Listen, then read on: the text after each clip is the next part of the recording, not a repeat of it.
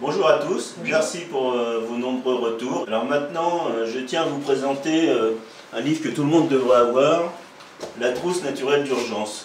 C'est-à-dire que c'est la liste d'une pharmacie naturelle, tout ce qui est important d'avoir pour réagir rapidement en cas de problème. Alors, par exemple, là, on a de la vigne rouge. Alors, la vigne rouge, c'est pour la circulation veineuse, pour décongestionner. Si on le fait en bain de pied, 2 grosses poignées dans 1 litre d'eau, vous faites bouillir un quart d'heure, vous mettez dans une bassine et vous rajoutez de l'eau pour que les 2 pieds trempent bien à l'aise. Ça décongestionne la partie nord et donc les poumons et en plus ça active vraiment la circulation veineuse. En cas de varices, on fait des bains de pied à la vigne rouge, mais on ne les fait pas trop chaud et on ne monte pas trop haut, juste au niveau de la cheville. Alors j'ai cueilli du liard grimpant dans mon jardin. Bon, il y en a partout. Hein, c'est facile à trouver. Il y en a partout. Il y en a partout, donc c'est pas la peine d'en acheter. Hein. Et ça sert pour le cataplasme, voilà. son donc, effet de lumière. Si vous faites votre cataplasme, vous découpez, vous ne mettez pas de tige, parce que ce serait désagréable. Ah oui, une grosse feuille comme ça, 2 poignées. Alors si vraiment vous ne trouvez, vous achetez le moins cher. Et la farine est là pour amalgamer les feuilles. Parce qu'on met les feuilles, de la farine ou des flocons, de l'eau, on mélange et sur le gaz, l'électricité, on fait cuire un petit peu en tournant parce que ça attacherait beaucoup dans le fond pour évaporer l'eau. Si bien qu'il va vous rester une bonne quantité, mais oui, parce que vu la quantité, c'est deux poignées. Hein, et 2 poignées de son. Faut être généreux. Faut être généreux, oui, oui. Et vous mettez dans une gaze, si vous avez, dans certains magasins diététiques et également dans des supermarchés à l'endroit du bio, vous avez des sacs grands comme ça qui sont absolument parfaits pour ce genre de choses. C'est la bonne dimension, c'est du tulle.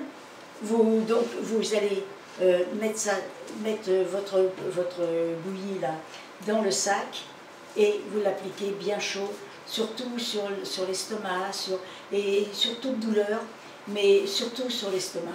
Bah, ce sont les sacs réutilisables, hein, c'est ça hein, ce sont des sacs réutilisables.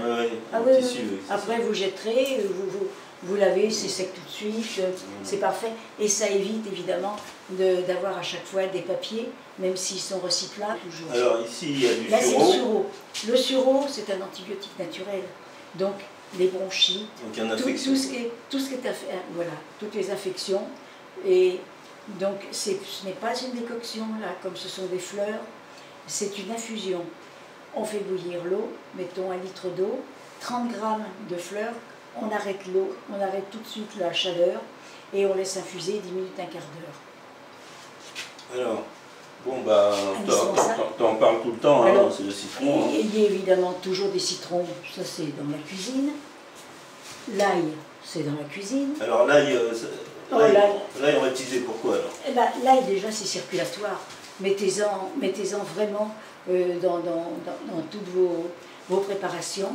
Et pour les personnes qui ont une tension excessive, vous râpez, bon, une gousse d'ail les premières fois, que vous râpez, le lendemain matin, vous passez et vous buvez l'eau qui est froide, mais vous voulez la faire tiédir, mais ça ne sert à rien.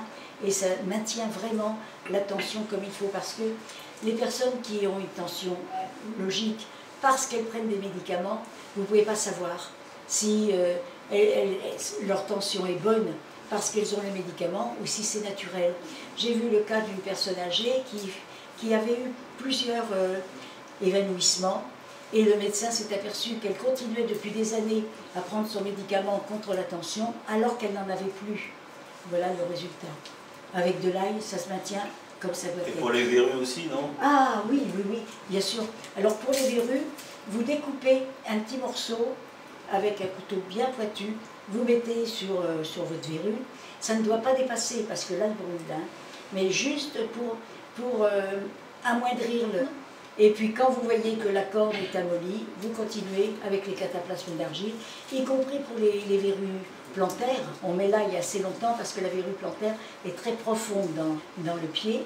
Mais toujours, alors, surtout, vous coupez délicatement, ça ne doit pas déborder. Et vous maintenez avec un sparadrap en croix. Alors, et bon, dès que c'est mou, au bout de 8 jours, 15 jours, vous remplacez par les petits cataplasmes d'argile qui vont retirer. Bon, l'oignon, l'oignon, c'est bon pour ça. Oui. Et l'oignon est très important pour les malaises. Et quelqu'un qui a vraiment très très mal, on hache des oignons qu'on met sous les pieds pour attirer le sang. Et ça dégage la tête, ça dégage le corps. C'est un antiseptique aussi, quoi. C'est un antiseptique. Donc n'hésitez pas. Et pour les problèmes de prostate, mettez vraiment de l'oignon dans tout. Faites des salades d'oignons, oignons râpés dans de l'huile d'olive. À ce moment-là, c'est tout à fait mangeable et digeste.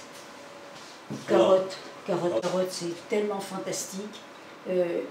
Raymond d'Extrait, mon père, a sauvé vraiment 2 personnes qui étaient en train de mourir, à des années de différence, mais il y a eu le cas d'un bébé, le cas d'une personne adulte assez âgée, qui était en train de mourir. On attendait le moment où il y aurait le dernier souffle, et il a été appelé à leur chevet. Il a fait prendre du jus de carotte par cuillère.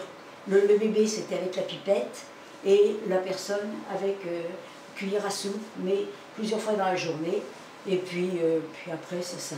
Ils ont été totalement, qui n'a pas de romarin. Et c'est une tisane excellente, c'est peut-être une des meilleures tisanes qui existent. Déjà peut-être parce qu'elle est bonne pour le foie. Donc une petite tisane après le déjeuner, ça vous aide à digérer et c'est excellent pour... Et pendant le Covid, je crois que tu préconisais des inhalations. Avec des inhalations avec le romarin et puis des gouttes de citron dans le nez. Et puis... et sinon, pour le pulmonaire, je prenais beaucoup d'inhalations. Beaucoup d'inhalations avec le romarin. Bon, on ne présente plus l'argile, hein, l'argile en poudre, l'argile concassée pour les cataplasmes. Alors on ne fait pas de cataplasme avec l'argile en poudre. D'abord c'est beaucoup trop cher, c'est pas nécessaire. Et surtout, c'est que le cataplasme fait avec de l'argile en poudre sèche beaucoup trop vite. Donc les cataplasmes d'argile, c'est l'argile concassée. Alors il y a une dame dans les nombreuses questions qu'on a reçues qui disait mais il y a de l'eau qui est au-dessus de l'argile granulée, est-ce que je peux la boire? Oh, si elle veut. Si elle boit vraiment que l'eau. Oui, mais c'est bon, pas... Pourquoi? Mais elle ne boira pas l'argile. Oui, c'est ça. Elle n'aura que l'eau. Oui. Alors que quand on a l'argile, on met la cuillère d'argile dans le verre et on mélange. Et alors quelquefois, maintenant, il y a plusieurs personnes qui l'ont dit, moi j'ai constaté aussi, qu'une fois qu'on a mélangé, on boit notre verre et le fond est un petit peu granulé. Ouais. Je ne sais pas pourquoi, ça vient de certaines carrières où vous laissez le fond, puis c'est tout, ça n'a pas grande importance. Dans ce livre, on parle aussi bien du coryza sinusite, des démangeaisons, de diarrhée, d'entorse, d'hémorragie. Entorse, là vous le verrez, entorse, vous mettez votre pied le plus vite possible sous l'eau froide. Et après, vous appliquez l'argile, mais essayez sous l'eau froide. Si vous ne pouvez pas le faire maintenant, même si c'est le soir, eh bien faites sous l'eau froide pendant un quart d'heure, 20 minutes, et après le cataplasme d'argile. Et vous allez voir que vous ne serez pas plâtré et vous ne traînerez pas la pâte pendant 3 semaines. Alors, on n'a pas présenté le buis parce que c'est difficile à trouver quand même maintenant. Oui, alors le buis, essayez d'en trouver quand vous allez vous promener. Vous trouverez toujours un buis et n'hésitez pas. C'est pas compliqué, vous pouvez le couper à n'importe quel moment de l'année. Vous coupez des morceaux à peu près grands comme ça parce qu'il faut éviter le gros bois. Mais il peut y avoir des brindilles. Et puis là c'est une décoction, 30 grammes. Oui. 30 grammes par litre, à l'eau froide puisque c'est une décoction. Et alors, dans tout ce qui est viral, c'est un antiviral formidable. Donc zona, herpès, grippe, peut-être Covid aussi. Hein. Covid, on fait entre sureau pour protéger les voies respiratoires. Alors le buis, on peut le faire une décoction 2 fois avec les feuilles? J'ai jamais fait. Ah, d'accord, ok. J'en sais rien. D'accord. Donc on évite de toute façon à chaque fois de réutiliser ce qu'on a fait. En principe, on ne fait qu'une fois. Et si vous avez eu un mal fou à vous en procurer, c'est peut-être pas idiot de le faire. Moi, c'est ce que je fais en tout cas. Parce qu'il doit rester encore des propriétés. Donc, c'est ce que je ferai. Donc n'hésitez pas à faire une récolte dès que vous en voyez. De toute façon, même sec, il est sec ou frais. Oh, sec ou frais. Il a la même efficacité. Et essayez d'en avoir à la maison. De pas au dernier moment dire ah, j'ai une bronchite, qu'est-ce que je fais? Du sureau. Donc ayez quand même un petit peu de sureau à la maison. Et si vous n'en avez pas tout de suite, vous pouvez en attendant faire des bains de pieds avec du gros sel marin, 2 grosses poignées par litre d'eau, bouillir, enfin chauffer jusqu'à ce que ce soit fondu. Et puis vos 2 pieds dans une bassine où ils sont bien à l'aise, vous rajoutez de l'eau froide pour que les pieds soient bien immergés. Surtout l'hiver. Et puis, certaines personnes ne peuvent pas supporter, elles ont les intestins tellement fragiles qu'elles disent pas de crudité. Or, tout ce qui est fait en jus passera comme une lettre à la poste, et c'est tellement excellent pour la santé que ça vaut vraiment la peine. Pour ceux qui trouvent que les carottes sont un peu sucrées, il y a quelque chose qui est excellent, c'est ce que nous faisons, 2 carottes, 2 pommes, ou une carotte, une pomme en fonction de... Mais tous les midis, moi je fais 2 carottes, 2 pommes. C'est délicieux, c'est vraiment délicieux. Ah oui, aussi c'est bien. Alors le navet, c'est beaucoup pour les personnes, le navet et la betterave, pour les personnes anémiées ou fatiguées. Quand vous êtes très fatigué, alors un jus de carotte, un jus de navet nature, moi j'en ai eu pendant un moment, après des accouchements, c'est pas évident à boire, hein, c'est raide, mais si vous mettez de la carotte avec, vous avez la carotte qui agit sur tout l'organisme, hein, surtout sur le foie, et tout le foie, les intestins, et le navet qui vous donne vraiment, vraiment de la force. Là, je vous parle d'un ingrédient essentiel. Hein, je taquine souvent Micheline avec ça parce qu'elle dit c'est valable, c'est bon pour tout. Exactement, exactement. L'huile essentielle de lavande. Bon, ça c'est celle qui est dans mon sac à main parce que j'ai oublié de prendre la véritable bouteille. Toutes les huiles essentielles de lavande sont bonnes, hein, que ce soit l'une ou l'autre, sauf éviter quand même le lavandin qui est surtout odorant, qui est un petit peu moins efficace, mais si vous n'aviez que ça, c'est déjà ça pour tout. Vous avez mal aux dents, bon, vous massez votre dent directement dans la bouche, un beurre qui c'est pas très bon, mais ça pose pas de problème. Vous avez le mal de mer ou de nerfs, bon, sur un sucre, 2 gouttes, ça passe. Vous avez, quand vous allez à l'étranger, et puis même cette année, les moustiques ont été assez virulents, plus que d'autres années, hein, ça devait être les rayés là. Les moustiques bon, tigres. Hop, vous mettez de l'huile essentielle de lavande. Moi j'étais piquée par, je crois, 6-7 guêpes, parce que j'ai mis malencontreusement ma main dans un tronc d'arbre dans lequel il y avait un nid de guêpes. Alors j'en ai eu 6-7 sur ce bras-là, j'en ai eu sur l'autre. Je ne pouvais pas soigner les 2. Alors surtout, tout de suite, sur le bras droit, j'ai vraiment massé avec de l'huile essentielle de lavande. Et l'autre, ben, j'ai attendu un peu, me déshabiller, mettre le cataplasme d'argile. Et finalement, le lendemain, malgré tout, j'avais le bras enflé et celui-ci, plus rien. Donc, cette petite bouteille dans votre sac, dans votre voiture, ça vous paraît à tout. Alors, par contre, Raymond, il ne parle pas beaucoup d'huile essentielle. Non, parce que d'abord, c'était pas très diffusé. Alors, il y a eu, comment il s'appelle, le docteur Valnet. Oui, c'est ça. Ouais, oui. ils se connaissaient bien et donc ils ont commencé, Raymond a donc pris l'habitude de connaître les huiles essentielles. Avant, il n'y en avait pas. Mais, à part l'huile essentielle de lavande et je crois le girofle, toutes les autres sont très agressives. Elles ne peuvent pas être employées pures.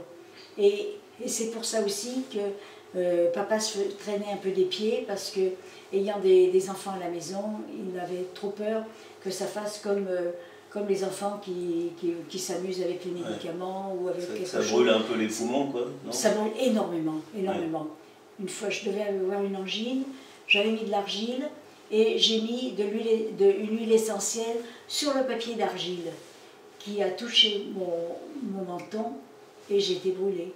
Ça m'a carrément brûlé. Hein. Et pour les animaux aussi, hein, surtout qu'on l'odora.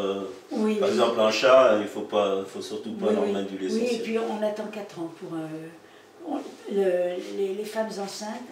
ne doivent pas en prendre du tout non plus les premiers mois de grossesse.